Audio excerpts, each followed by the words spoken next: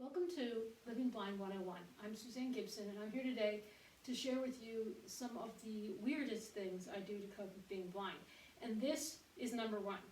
I have, as you can see, my love seat sitting directly in front of my television. This is what works for me.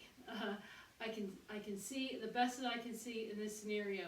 If I have my living room set up normal, I wouldn't be able to watch television. So we put this couch here right in front of the television because that's what works for me. We have been blessed with a living room big enough that this is on one side of the room and the other side of the room is set up more traditionally for visiting guests. Now, if we had a smaller living room, I would still do this. I would take my couch, put it like this, and when we have large gatherings, this is on plastic feet, so it can spin, so we can turn it to face the rest of the room for when we have larger gatherings. This is what I would do if we had a smaller living room and I could not have two separate spaces. I would simply turn it when we had guests. If you don't have feet that can spin on your floor, in our last house we had carpeting and actually I used a recliner at that time. It would not spin on its own. It had a metal framework underneath of it. You can buy these plastic things called moving men. There may be other brands, I don't know.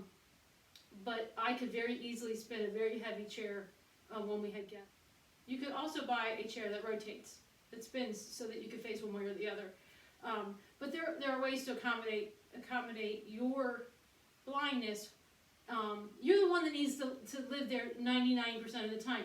You shouldn't make your room function for that 1% of the time for other people. It should function for you, and then figure out how you can adapt it back for when you do have guests. And here we have number two, my next weird spot in my house.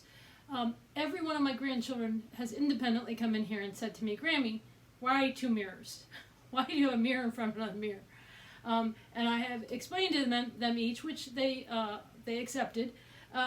This is my makeup mirror. It is magnified, but it is too small to do my hair in, so I push it to the side and I have my larger mirror behind it. A very simple thing to do, weird thing in some people's mind, but it works, and that's what matters. And here we have number three in my weird list of things I do. I have a laptop, as most people do, but I can't use a laptop. I can't see the screen. I can't see the keys on the keyboard. So we have it plugged into a very large monitor, which, as you can tell, my settings are set very large. It is attached to the wall on a swing arm, so I can pull it as close to me as this. I actually chopped some of my desk off so that I could get as close to it as I could.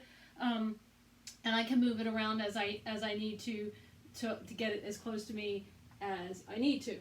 I also have a very large keyboard, and I have, as I talked in a previous video, I have bump dots on my keyboard as well, so that I know that this big flat one is delete, and this one right here is for paste, so I know copy is right next to it, and things like that.